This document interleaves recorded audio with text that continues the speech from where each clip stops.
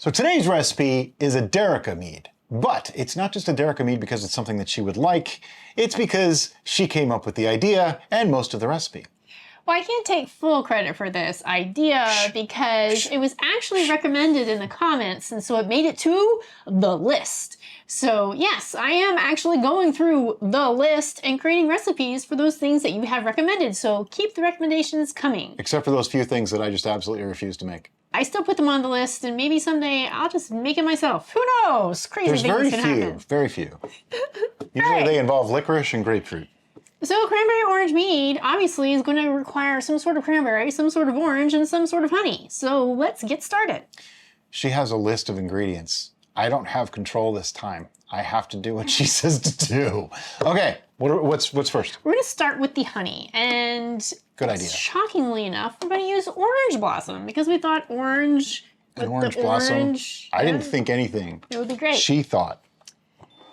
So how much honey are we putting in? We are using Bevy Bees orange blossom honey, and we are going to use 2 pounds of honey. Wow, this is a really full thing. Can you hold that sideways and I'll start it? Okay. Okay, put it back on. That's all I needed. Thank you. Now that we have our 2 pounds of honey, we no longer need a scale. Let me just get this out of here. So before we get too carried away with more of the ingredients, we're going to talk a little bit about sanitization. Everything you see here has been sanitized in the red bucket of sanitization.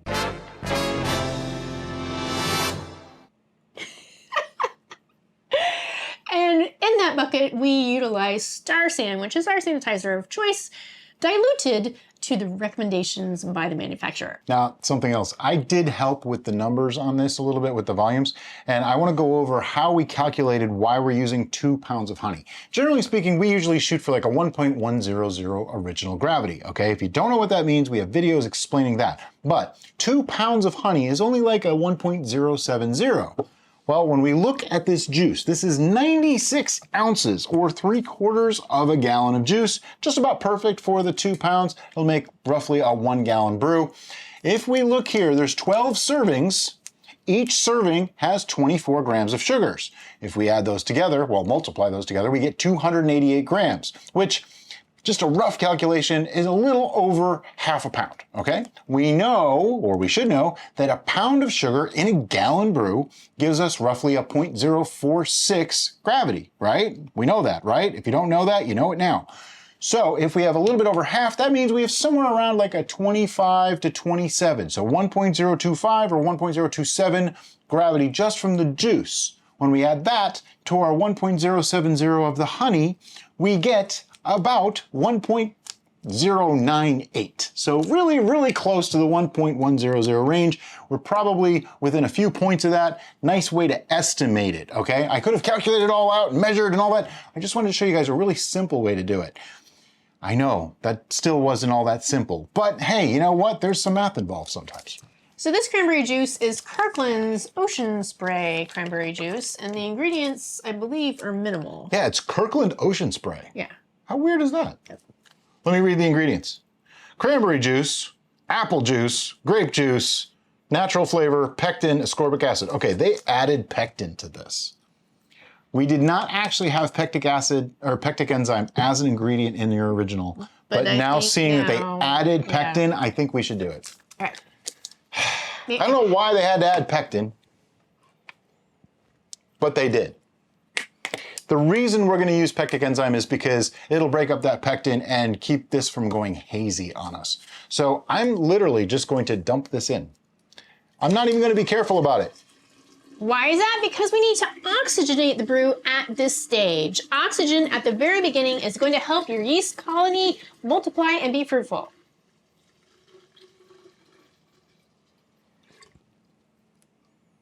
Didn't even spill a drop.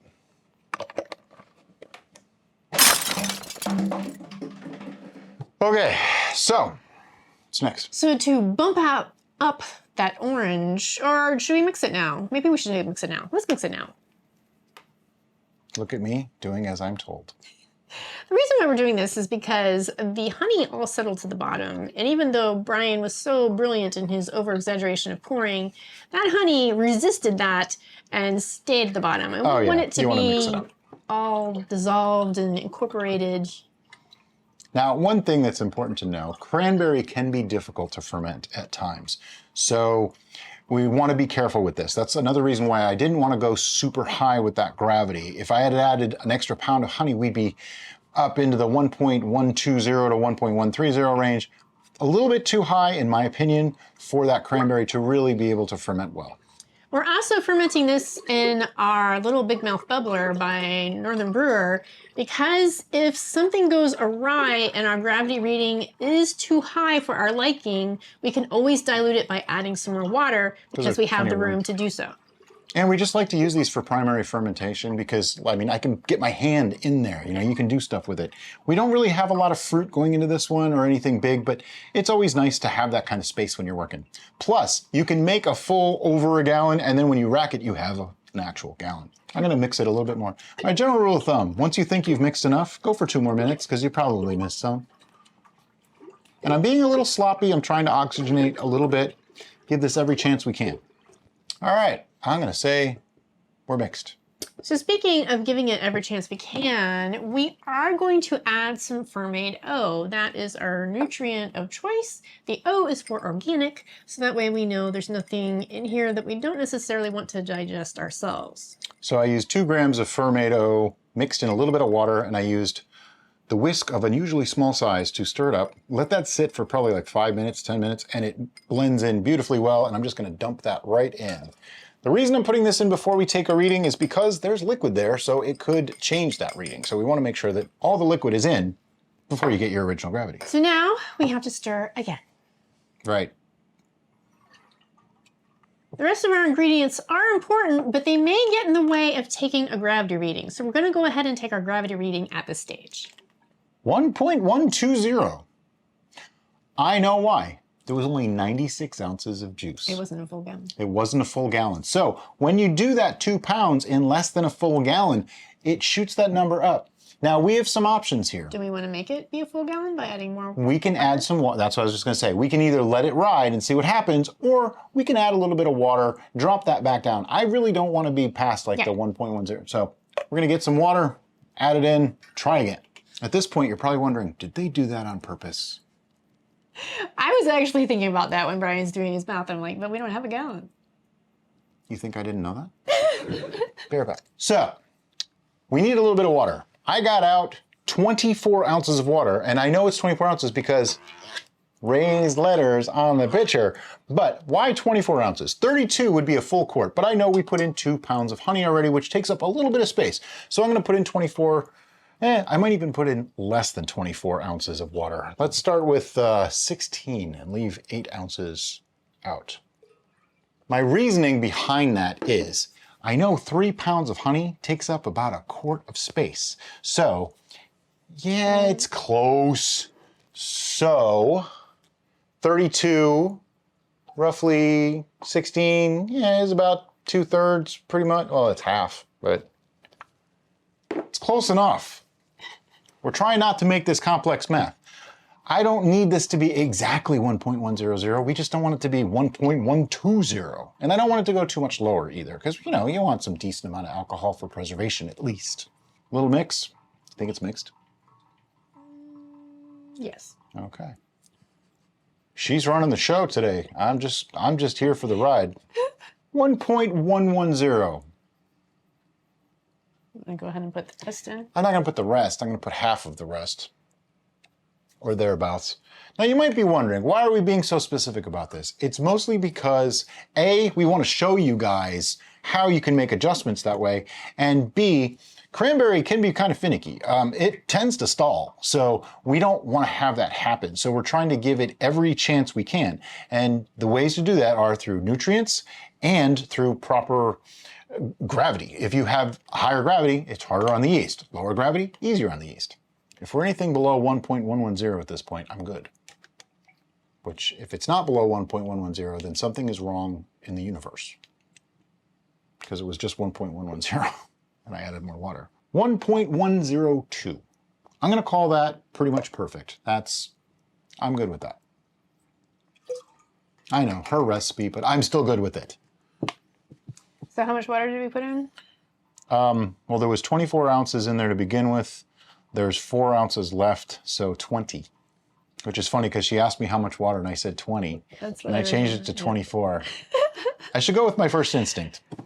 Alrighty. So we have our OG, we have our liquids. Now we're gonna add some more flavorants. We wanna bump up that orange, so we have some orange zest. How much orange zest do we have? A full orange worth of orange zest. Now, word of caution, when you're getting your orange zest, make sure there is absolutely no pith. No pith at all, because if there is even the slightest hint of pith, someone will call the pith police, and the orange pith police will come to your house and arrest you. I'm joking, of course, but oh my God. So we used a zester and we just took the outside portion. The pith. Zest. Not the pith. Not the pith. The pith is the white stuff on the interior of The zest. We took the zest. the peel. Not yes. the pith. And the reason why people warn you not to use the pith is that the pith can cause some bitter flavors in your brew. Some people say it does. Some people say it doesn't. The ones that say it does are a very vociferous crowd. I'll just tell you that right now. That is all I'm going to say. All right. So now we're going to add some tannins to this. And today we've chosen to use wine tannin, and we're going to do a ½ teaspoon. Now, if you don't have wine tannin, you can use a black tea if you want to just do a straight tannin additive. But because this is a cranberry orange, if you want to get a little crazy and do a flavored that were in those similar flavor notes tea, then you can do that as well. But it will be different than what we're making today, obviously. Now, we are using wine tannin because it's super easy. It's just a powder, you dump it in. It's made from dried chestnuts. It's awesome stuff, okay? We've started using it recently. I like it. It's very convenient. It's also a really great way if you've already made the brew and you need some tannin later. It's a great way to not change the ABV or the dilution rate or anything like that. You can just add it when it's all done. So it's a nice little thing to use. It is optional though. You don't have to use it. I mean, like she said, you can use tea. You can even leave it out if you really wanted to. The reason why we like to add tannins to all of our brews is it creates a really lovely mouthfeel. And mouthfeel is a really important part of a beverage's experience or your experience of said beverage. If it doesn't have those tannin elements in it, it can often come off as watery, and that's not as pleasurable as something that's thick and viscous and rich. Okay, the last one is actually an optional ingredient, but because we saw that they added pectin in the juice, we're gonna add pectic enzyme. I wouldn't normally have added it in this particular brew, but we're gonna add it this time, so I have to go find it. It's right behind me, isn't it? It is. I had no idea. That's okay. Okay, so pectic enzyme. Add ½ teaspoon per gallon of juice or 1/10 teaspoon of fruit. 1/10 teaspoon per pound of fruit. Wow. Okay then. 1 hour before the start of fermentation. Yeah, well, we're close enough to an hour before the start of fermentation. So ½ teaspoon? ½ teaspoon. Now what this does is it just helps break up the pectin that is naturally occurring in the fruit that they also added to the juice to keep it from having a haze. So it should clear up really nicely for us. All right, so we have our honey, we have our juice, we have our nutrient, we have our tannin, we have our orange flavor, we have the pectic enzyme, we have the water, we have our original gravity. The last thing to add is our yeast of choice. And I actually did some research on this because I wanted to make sure that the yeast I chose would accentuate or add to the flavors that I wanted pronounced in this brew. So I selected Côte de Blanc. It prefers a temperature range of 64 to 86 degrees Fahrenheit, which right now, being at winter in Florida, is pretty much where we're at. We're usually around 70 to 75 in the house. Its alcohol tolerance is 12 to 14%, which is right in range of what we prefer for our meads. Being that this came out at 1.102, it's going to be somewhere in the 13.5 to 14% range. So that's spot on for this. It may even come out just a little bit on the sweet side. It is a low foaming, slow fermenter. So if you have something that you've fermented in the past, you know, it created a bunch of foam and got kind of rambunctious, this might be a good yeast choice for you to avoid that problem. Yet another great reason to only have that much, you know, to have that much space in your primary. But those aren't the reasons why I picked this. The main reason why I picked this is because it emphasizes fruit characters. And since I wanted this to be really fruity, both in the orange and the cranberry, Fermaid O, I picked that yeast. But it's also a red star yeast, which means I have to get out another tool to open the packet. Now, if you watch our other videos where Brian does this, he's always going to do it. It's just his way to have fun. We adore Red Star yeast. We have such great success Red Star with is them. actually awesome. I just really wish their packets were terrible. Yeah. They're a non-terrible packet. Terrible. Something else I'd like to point out about yeast. We get questions about, will this yeast work for this? Will this yeast work for this? And the answer is yes. You can actually use any yeast to ferment, okay?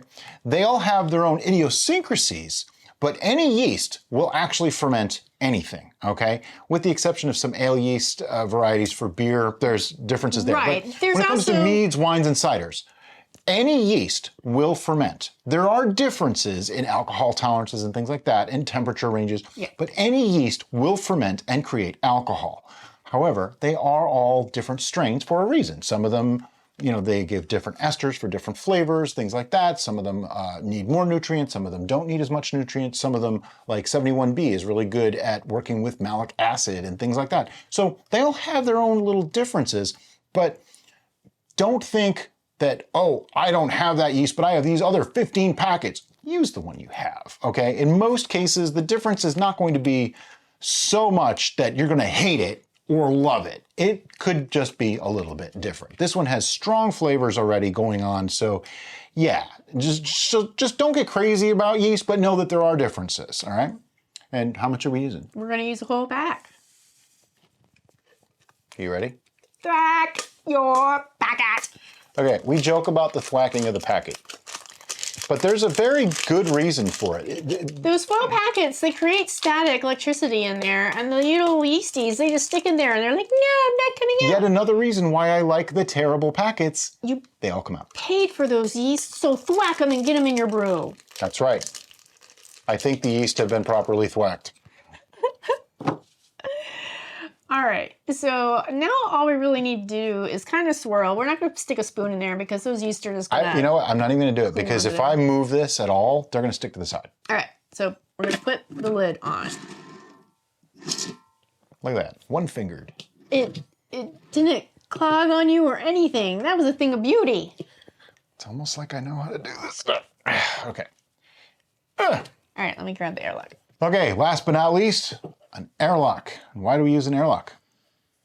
Well, we want to keep the good stuff in and the bad stuff out. This is kind of like an S-trap in your sink, so that it's going to allow the gases that are built up during a fermentation process to escape, but it's not going to let any bugs, literal and figurative, to get back into your brew. And if you just capped this, it would blow up. And I'm not even joking. If there's no way for those gases to escape, it will blow up. This will produce a lot of carbon dioxide and several other gases, but mostly carbon dioxide.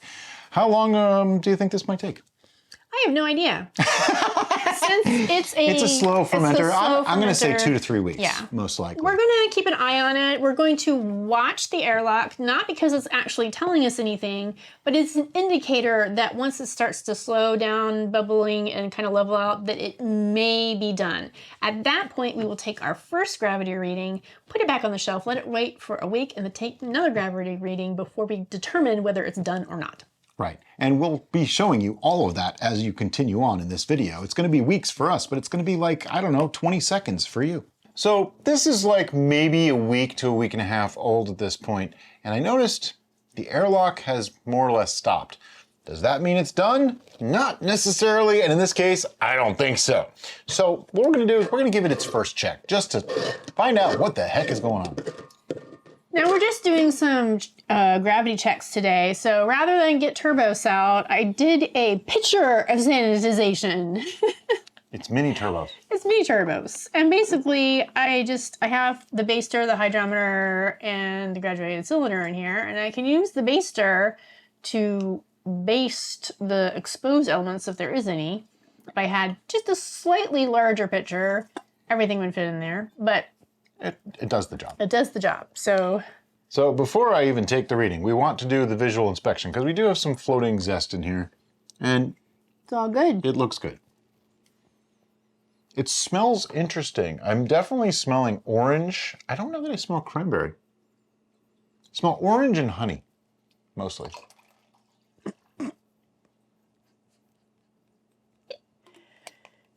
Alrighty, this started at 1.102, and I have a feeling it's still fairly close to that. It did clear pretty well. I think that's the pectic enzyme at work right there. Okay, I stand corrected. It went down to, I mean, I don't think it's actually done, like not totally and completely done. It's at 1.010. That's actually quite surprising. It did 92 points of gravity in like a week. Cool. So that's really impressive. But I don't think there's going to be all that much for non-fermentable sugars here. So the fact that it's at 1.010 makes me a little bit nervous that maybe it did kind of stall a little bit. So here's what we're going to do. I'm going to just take the master baster and stir everything up. It's not a huge deal, but I'm going to stir everything up. And you know what? I think we're going to treat this as if it's stalled. Let's add some yeast hulls to it. Yeah. It doesn't hurt to add them. They don't really hurt anything in any way. But if it did stall, ooh, orange zest. But if it did stall a little bit, maybe we can get those extra 10 points out of it, just to be on the safe side that we're not going to have problems later. Let's go ahead and take a note with today's date and the gravity reading. Now, yeast hulls are similar to Fermaid O and other nutrients, but I find yeast hulls work best for stalls because they're not adding anything you don't want. Now, Fermaid O doesn't contain DAP, so it's like my second choice if I had to, but in this case, we have yeast hulls. I'll use yeast hulls. Also, if you can't find yeast hulls in your location, you can simply take baker's yeast and boil it or bake it until it's dead, because basically that's what yeast hulls are, is dead yeast, and add it to your brew. And add that, yeah. All right, so like we said, pretty simple. Half teaspoon or so of yeast hulls. They smell like cheese. They really do. They smell like cheese. Smell it. Not good cheese. Like feet. Yeah. They smell like feet. And I'm just gonna mix them in a little bit, just because I don't want big clumps. No, I'm not really oxygenating. There's plenty of gases in here. More than likely, he's actually degassing, which also could help the yeast have a better environment in which they can continue fermentation. Yeah, degassing, we don't really talk about it a lot because usually we just let stuff naturally degas. But it is a major factor if you have a stall. And that's when we start to look at that. We say, okay, if we stalled, was it temperature? Well, probably not because we've been keeping the heat on. So probably not as big of a deal there. We do know though, cranberry doesn't care and will do its own thing even if you did everything right. So there could be that. But the things that we look for are pH, temperature, and sugars, alcohol. Sugars, alcohol, and gases. Yeah, so all those things, just check off the boxes. Where's the alcohol level at? How much sugars did we have? Did we overdo it and it really didn't stall and it's actually done? Based on the yeast. Is the acidity level too high or too low? That's a common occurrence too, depending on what fruit you're using. Oh, look at that, it's bubbling already. I'm joking. It's degassing. It's degassing, most likely. But it's a good sign, because we don't have to worry about oxidization. Exactly. Degassing can be huge. Some people have said they've had great results just by degassing a brew and it kicked right up, because the more waste products, which is alcohol and gases, there are in the brew with the yeast, the more likely the yeast are to say, nope, I'm going dormant until conditions improve. So the better environment we can give them, the better off they're going to be. That's about it. Yep. I've babbled long enough for this. So we're going to watch this and see if we see evidence of activity up here past the degassing stage. And if it continues to be active, we're just gonna let it ride. But if we see a limited amount of activity, then we're gonna check our gravity reading next week. Yeah, probably a and week. we'll be back with you then. Exactly. All right, so it's been about a week. Time to take another reading on this and see how it's doing. We did add some yeast hulls because we think it may have had a little bit of a stall, or there's some non-fermentable sugars in that cranberry juice. Not really sure. Could be either one. On the smell, this is lovely. Nice orangey citrus hit with the cranberry. Oh yeah. That is really good. That's a good combo. Interesting color too. It's much more red in the fermenter than it is in the sample. Okay, 1.010. It did not move. Now, that leaves us in a little bit of an interesting situation. I'm thinking it's probably non-fermentable sugars, but if it did stall, because cranberry is prone to stalling, we need to be aware of that. And if we do decide to back sweeten, we'll probably just back sweeten with actual sugar and pasteurize. That way we don't have to worry that if it was a stall. Because a stall doesn't mean done. A stall just means it stalled. Something got in the way of it continuing. And that something that stopped it could go away, or the yeast could power through. So you never know when they're going to. And 10 points is enough to blow up a bottle. That'll blow up a bottle. So we want to be very, very careful. However, I just poured that all back in and stirred up the lees. Ruh-roh. So this is going to go sit on the shelf for another few days, and we'll rack it at that time. So a week's gone by, and due to my unfortunate pouring last time that clouded it up, it's now clear again, as you can see. So we're going to rack it. And a lot of time we just say, we have videos on this. Wow, that was hard. We have videos on this, so if you want to go see it, go there. But this time we're going to show a little bit of that. Basically, racking just means moving from one vessel to another. So today we're going into this vessel. And the reason is to get it off the lees. Oh, wow, that smells amazing. Oh boy, and get all those orange peels and stuff like that out of there. So we want to rack it to a vessel that's a little smaller because see how much headspace there is? We want to minimize that headspace just to prevent any chance of oxidization. So to do so, we're using an autosiphon. We're leaving the cap on the base because if you take the cap off, the suction comes from the very end. If you put the cap on, then it raises the suction level to here. So you can go a little further into the goop at the bottom without sucking it up. But I like to start halfway down. You've probably seen us do this. We start halfway down, we put the other end into the destination, and that must be lower than the source. So she's just gonna hold it in her lap because, you know, we're on camera and it's difficult. And try to make the strokes long and fluid if possible. I don't know how else to say that without it being cringy. And once it's started, you just hold it. Whoops. Yep. Don't let air get in. Don't do that. What you're doing. I was paying attention. I was trying. So I'm just going to lower this slowly as it descends in level to try to keep it as clean as possible. You also want to make sure that your tube is at the very, very bottom of your destination vessel, again, to eliminate oxidization. And now we wait. All right, so once I get to a certain point like that, when it's getting low, I like to tip it very, very carefully. Make sure that your lees doesn't fall into where you're going. The reason being is you want to have as much of the clear liquid available to your autosiphon rather than the yeast cake that is on the bottom. Exactly. And by doing this, it also helps speed things up a little bit because you have more, I never know if it's pressure, suction, whatever it is, but it makes it work a little bit faster, okay? Also, if you're holding your destination bottle in your lap, it's a good idea to pay attention to that in case for some reason you underestimated and you have a lot more volume to go into your destination vessel. In this case, I think we're okay. Okay, once you get to the bottom, there's going to be some wastage. That's part of the whole thing. Call it the angel's share, the God's share, the Viking share, whatever you want to do. You know, it's part of the game. You can't ever get all of it out. But look how much we got. We got more than a gallon because a gallon is actually to about here on these. So this is probably like 1.2, 1.3 gallons. So Not too now bad. I need to put an airlock on this, and then we're gonna put our label onto this container and put it back in the fermentation station. And we'll see you probably in a week or two. We want this to settle and clear out a little bit more. It has been another week. So what are we gonna do? We're gonna rack this and we're gonna see, does it need any adjustments? Is there anything we can do to change it? Will it get better? Let's find out.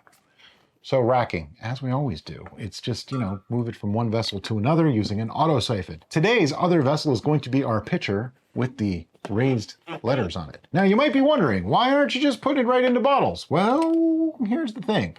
If we end up having to, by the way, cap off because there's like nothing in the bottom of this, but everything was just sanitized, as you could probably tell. But the reason we're putting it into a pitcher is because we're going to be doing a tasting, and I have a feeling some adjustments might be necessary. It's much easier to mix things into a pitcher than it is in a fermenter or in finished bottles. Okay, so I have the official tasting glass for this brew. I'm just going to pour a little bit out. Oh, that's pretty. It's a little more orangey than you'd expect. I thought it'd be more red. But it's got a nice orangey color. It's very clear. I like that it's orange, since it's an orange. Yeah, but it's cranberry. Cran orange could be orange. Okay. Go ahead and have a snort of that. Ah, has a lovely aroma. I'm not going to divulge further. You're going to have to. That's the whole point of doing a tasting like this. It's very tart. Yes. It should be. Yeah. But I think it's a little bit too much. A little bit. So Here, being that you can finish that. Being that this is a mead, I think back sweetening it with honey is the route we should go. Yes. Which will mean we'll have to pasteurize it, and I'm okay with that. Yeah, but we're going to pasteurize in the whole fermenter. So let me grab some honey in. So I have here some Bevy's wildflower honey. And what I'm going to do is just pour some into the pitcher. Notice I didn't give a specific number. And wow, words are hard today. And there's a good reason. This is our totally scientific, quotes, sweetening method. What we do is we sweeten until we like it, and then we take a hydrometer reading. That way we can reproduce that later on just by getting to that same specific gravity. Easy, right? So how much do you think this needs? Does it need a lot of sweetening? I think to overcome the tartness, it needs a You're going to need amount. more sweetening than I will need. Because she's totally sweeter than me already. So we're already above a gallon, so just... Yeah, but we're going to drink some. Yeah. That was probably quarter pound or a little bit more, maybe half pound. Here's a sanitized spoon. Really? That's how we're talking now? It sounded like 1955. Not that I was there. All you smart guys out there. No, I was not there in 1955. We have honey drippage. That's honey abuse right there. Yeah, it is. That's kind of sad. Ugh. All right, gotta throw this away now. How's the mixing coming? I'm wishing I had a longer spoon. Yep. Do I need to get out your obnoxious spoon? No, I think we're okay. You mixed it well. Good job. All right, did you empty that glass? Totally. Every last drop, every drop counts. Every drop is sacred. Actually, it's more so we don't dilute with old and new. By the way, if you hear anything, that is Rascal. He has decided that now is the time that he should just spaz out and run around the house. It actually smells slightly different. I smell a little bit more honey. Oh, that is much more palatable. I think the orange is very strong. Coming through as like a bitter. Yeah. Maybe it's just the combo of the orange and cranberry together. I kind of want to make this a little sweeter. It definitely improved the tartness significantly. But it's interesting, even though it comes off bitter, my brain is not putting it into the spoiled fruit. Oh, right, because you category. have that problem with orange. It's actually putting it into the almost not ripe fruit category for oranges. Yeah, I think it needs a little bit more sweetness. All right, more honey. Have this ready for me, please, so that I don't have the drippy thing on the end. Nobody likes having the drippies. All right, go ahead, do it. Do it. Look at that. See, teamwork makes the dream work. All right, but I had a little bit on the end. That was good honey. Now I have to wash my hand. I'll be right back. Now, if you didn't understand what we meant by we'll have to pasteurize this, what that means is, right now, this went down to 1.010. It is possible that the yeast are stalled. It's possible there's non-fermentable compounds in there that are just keeping that gravity above 1.000. Well, by adding more sugars, honey, to it, we are giving the yeast something to ferment. And if they are not actually done, which they shouldn't be based off of what we used, they could re-ferment, and that could cause some problems in the bottles. We don't want to have problems, and we don't really want this to be carbonated. That's a lot of honey that I put in there. It would probably cause some explosions, not just carbonation. So we're going to pasteurize the entire batch. That way, there's no worry of a stall, no worry about over-sweetening, no worry about re-fermentation, and no worries, basically. One final preliminary, almost post-final tasting. Well, the reason why we're saying that is normally this would be our final tasting, because whether it's in a pitcher or in a bottle, it shouldn't make any difference, right? But because we're going to pasteurize, and occasionally pasteurization does have a slight effect on flavor. It actually makes it taste more aged. We want to have our final tasting after pasteurization is complete. Smells good, looks good. I'm going to go on a limb and say this is probably not my kind of thing. I could drink this as is. I would want it much sweeter, but if you like it, I think we should go with it. I think we're good. Okay, Let's do it. Before we do, let's get a hydrometer reading. All right. All right, so I poured out a sample into our shiny new glass. See, the glass, I'm just, right now, it actually is really nice. It's helping. It feels much more mad scientist-y. Scientisty? Mad, yeah, that. I'm just seeing how easy it is to read. It's very easy to read. It's like perfect now. This is now at 1.032. So we back sweetened this significantly, but that's okay. There's nothing wrong. Here's the thing. Certain flavors require higher sweetness levels. Like we made the capsicum.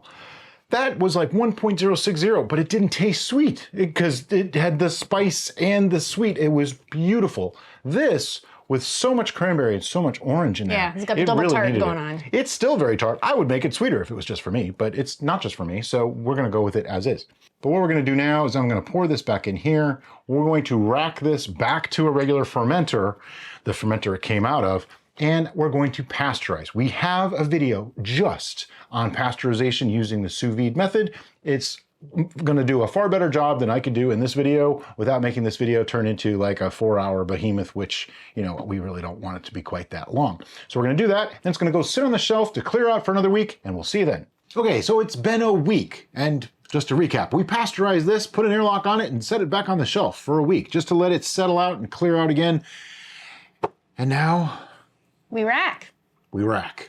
There are some wispies in the bottom, and that happens. When you pasteurize, sometimes things will fall out of suspension again. That's why we like to do the full bottle pasteurization and then let it sit. It kind of clears it out again, gets it more clear, because otherwise those things would have ended up in the bottles if we'd pasteurized in the bottle. Now, it's not a problem with them being in the bottles. It's just a matter of aesthetics, honestly. Yeah, it's slightly unsightly. So we're going to rack to a pitcher. Why are we racking to a pitcher? Because of that stuff on the bottom. I don't want it in my brew. Okay, don't do that. Whoops, I shouldn't have done that. What? So you don't lay your airlocks that have fluid in them sideways, because it pours out. Oops. So again, racking, going halfway, putting it in there, hold that below, get it started with a few pumps like that. Look at how clear that is. And we'll see you when this is racked. Ta-da! It's racked. Okay, so we ended up with like 126 ounces, but we're gonna have a few less. Because now, we're gonna do a tasting. Now we did a preliminary, oh wait, what's the word? Penultimate. Penultimate. Penultimate. Penultimate. Penultimate. Tasting earlier in the video. You saw that already. So this is just our final because we wanted... This is the ultimate. This is the ultimate, thank you. Because sometimes pasteurization can change the flavor. So we want to make sure that our final impressions are now after it is completely done, pasteurized, whatnot.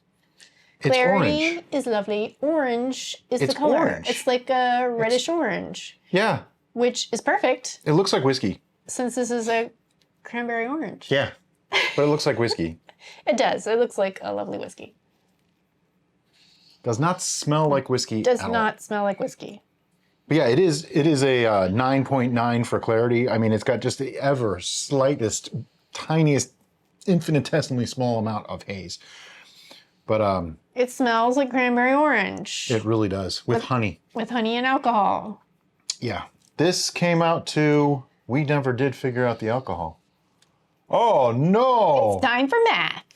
All right, so I'm going to use the calculator the teacher said would never be within arm's reach, and it was literally right there. So let's see. If you don't know how to do this, we actually have a video on how to calculate your ABV, so I'm just going to briefly go through it. We started out with a 1.102 original gravity.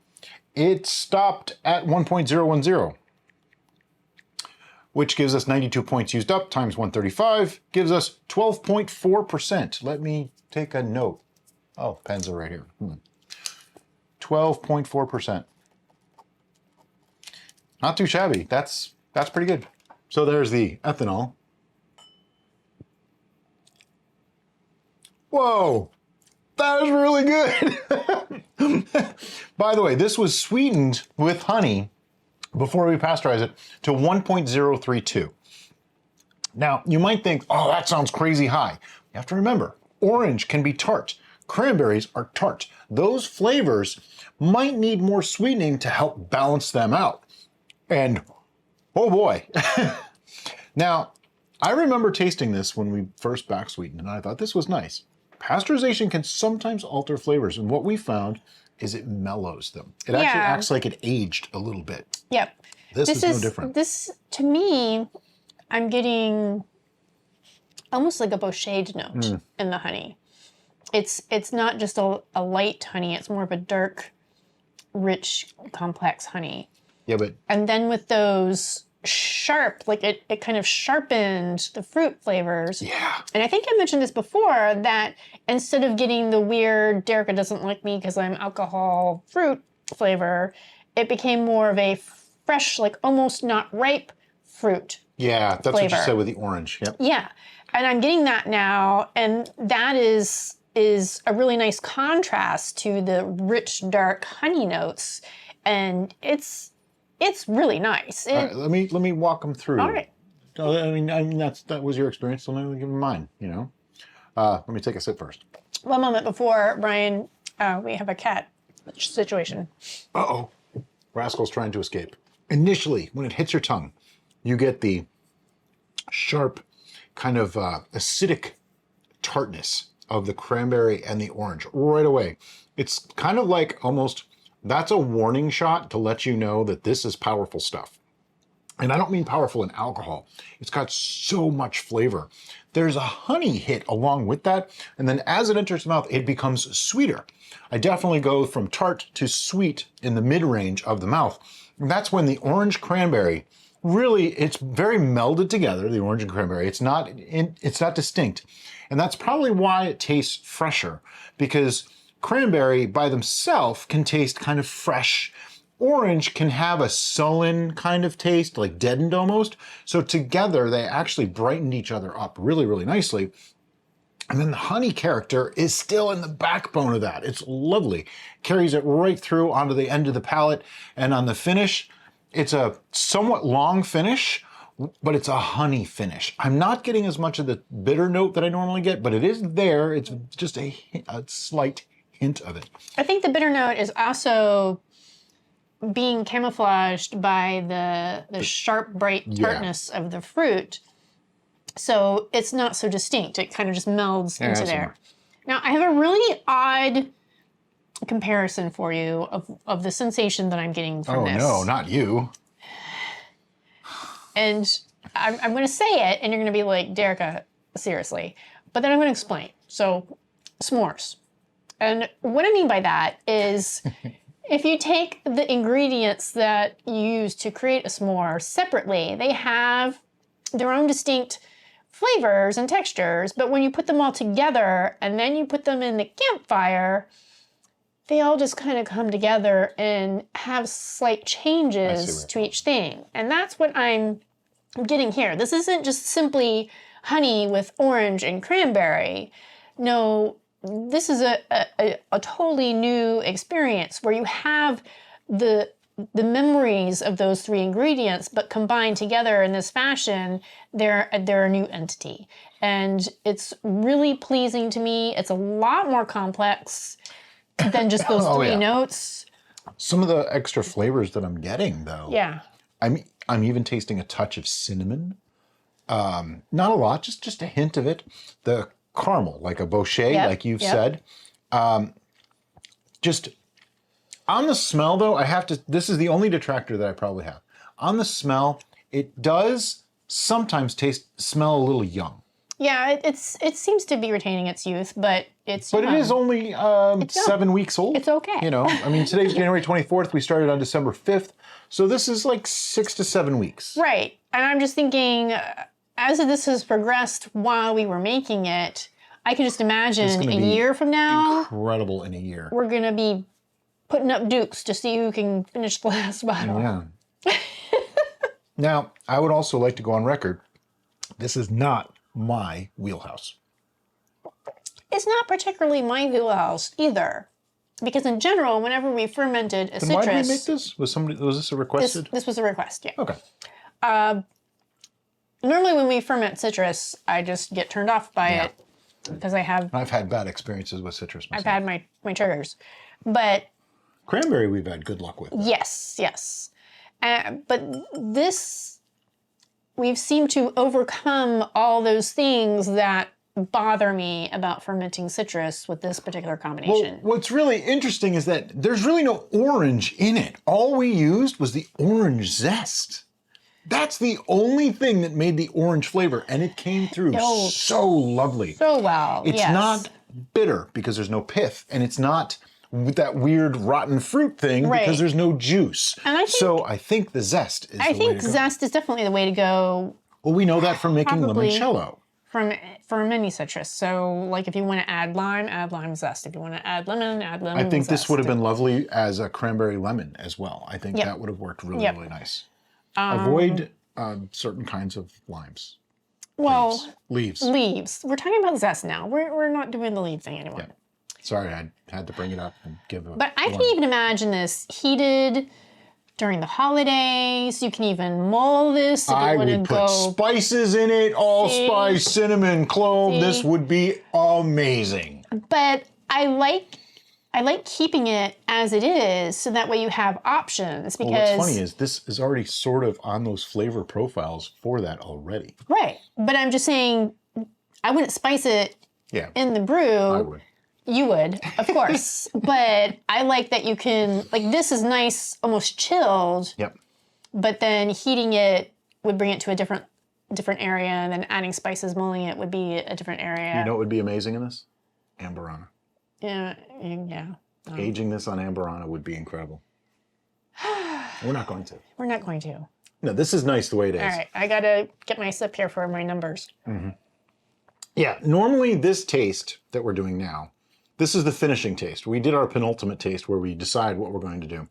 I'm coming up with alternatives, mostly just for the creative aspect of it, not so much for things that I really think need to be done to this brew. That's something I want to say. You can go a million different ways with every single brew. To me, this is done. This is finished. This does not need anything in addition to make it something different. I'm ready. 1, 2, 3, 9.5. Yeah, I was tempted to go 10. I was 9.5 at first, but then I'm like, you know what? Because I have such strong feelings about fermented citrus, and this is just taking that off the table for me. I have no hesitation drinking this. I'm like, that alone should bump it up that half a point. If I could have gone to 9.75, I would. Sure. The reason why, my only detractor, and I already said it, is the smell. To me, I want to be able to sit there. You probably saw I was sitting there doing the double nostril thing, and the smell took away from the experience. The smell for me, it was very limited, so I couldn't knock it down. Sorry, for me that was the thing. Right. It would have been a quarter point, but I couldn't give it a 10. I just couldn't go there. But this is amazing. This came out way better than I expected it to. That extra bit of sweetening made this work. This is a perfect example because before we sweetened it, we were both like, oh, I don't know. Like, honestly, before it was sweetened, I probably would have given this a 3, maybe a 4. It was too tart, had really, the flavors weren't there. You got to remember, salt and sugar, both sweet and salty, are flavor enhancers. They enhance the flavors that are already there. So when this is dry, the flavors really weren't coming through. As soon as we added some sweetness, it started to come out, and we noticed, boom, boom, boom. The more we added it, it just really got because our tasting notes, even at this point, with the sweetness that we added, that sharpness, that tartness, it's still there. Is very prominent in the fruit notes, and so that didn't hinder it. I think it accentuated it and made it more forefront. So now people always ask, like, is this a sweet brew or is this a dry brew? From a very technical perspective, this is a sweet brew. However, in a flavor, from a palate perspective, it's medium sweet. I wouldn't say this was dessert wine sweet. No. No, this is like medium sweet. It's just it's not just off dry, it's like a medium sweet. So, because it's not cloying in any way, it's not overly sweet. Had we gone further, it might in time become a little cloying. So I'm glad we stopped where we did. I think this came out wonderful. So we're gonna go ahead and bottle this, but we're gonna bottle it off camera so we don't take up your time. But if you're interested in our bottling process, I will link in the description below our bottling video. As always, guys, thank you so much for watching and have a great day. Bye-bye.